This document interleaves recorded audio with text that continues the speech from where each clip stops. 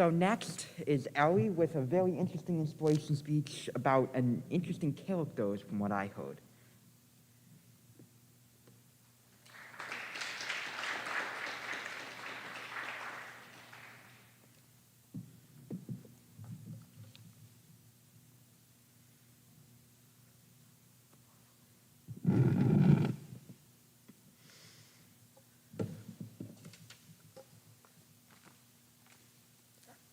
Hello.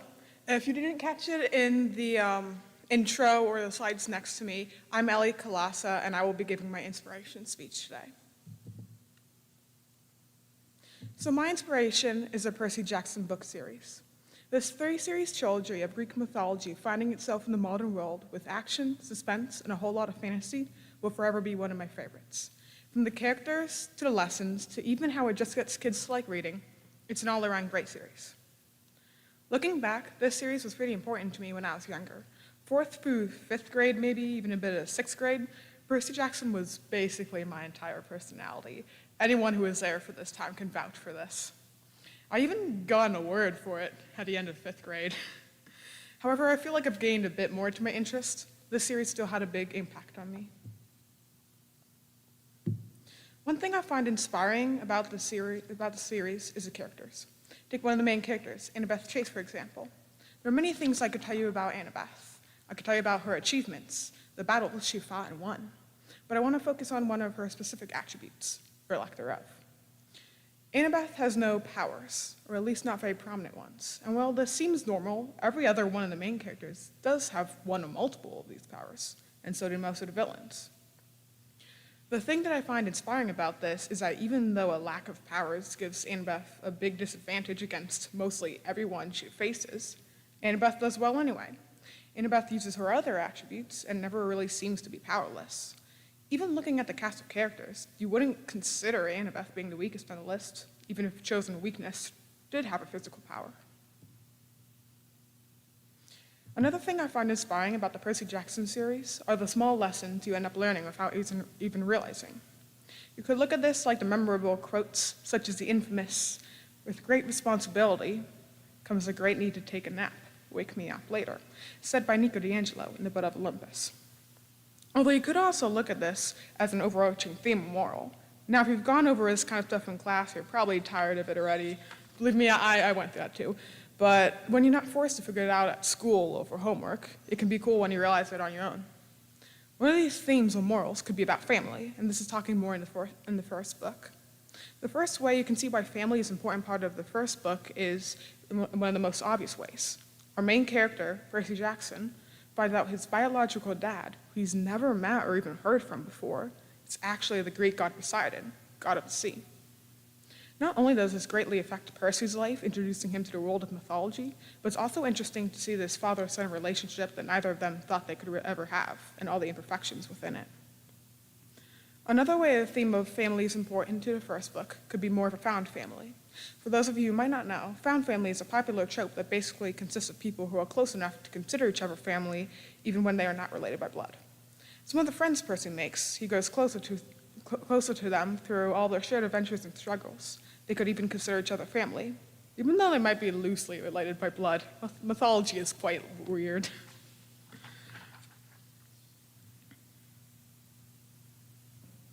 The last thing I will talk about today that is inspiring about the series is how it actually gets kids to enjoy books and reading. Thinking back, I remember I really didn't like to read much before like 3rd or 4th grade. I almost hated the idea of having to read a whole chapter book for school. However, I remember flying through all the Percy Jackson books, one after another, then going back to reread them after I finished. I still have the spot where they are in the school library memorized. But this story doesn't seem very unique, and actually sounds a little overused. For so many people who have read the series as a kid, they have some pretty similar stories of how it affected them. It normally starts with them not liking reading as much, then loving the series, then going on to read more books afterwards. A lot of them can still look back on the series and remember it fondly. And you know what? Even if the story isn't very unique, it can still mean a lot to many others, as well as myself. I think that the whole experience I got out of this series was beneficial. I could talk about something like how I have a slightly larger vocabulary than I would have had, but ultimately just being able to look back on the series and rely on it is one of its biggest benefits. I can look back on the series and think about how many people I got to like reading. I can think about the characters, think about Annabeth, how she doesn't let herself be considered weak, even with a great disadvantage. I can think about all the small lessons in the chapters, that one Nico D'Angelo quote, and I can think about the overarching themes throughout the book. And I can look back on the series and use it to write my big speech.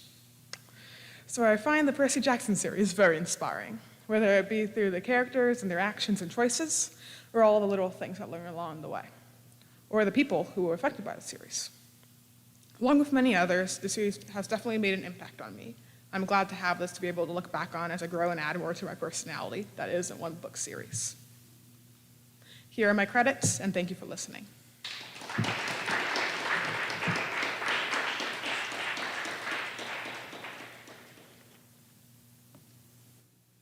Wasn't that awesome, everybody? Give it one more round. Does anybody have any questions? Kyra? My favorite character would probably be Nico D'Angelo, the one with the quote that I said earlier. Miss Transition? The question was, do I have a favorite book within the series? I would say like The Blood of Olympus, which is technically the 10th book, but it's one of my favorites. I really like it. Miss Judkins?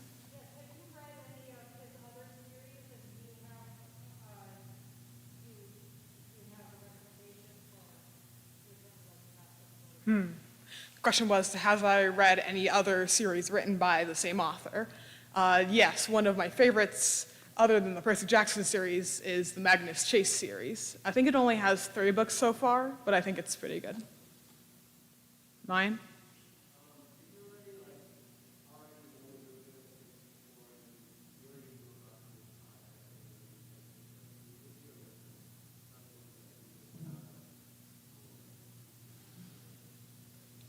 The question was, did I know I was going to use this as my inspiration before I even started brainstorming?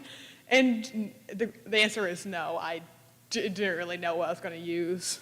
I was thinking of maybe characters from different like books or TV shows, but then I thought of a lot of actually characters from this book series, then realized I could just do the whole series instead of one character. Dr. Webster? I think there was a movie made off of the first book in this series and the second book. I have not seen the full movies, but they're not very good. No, I do not recommend them. Is that everything then? Well, thank you.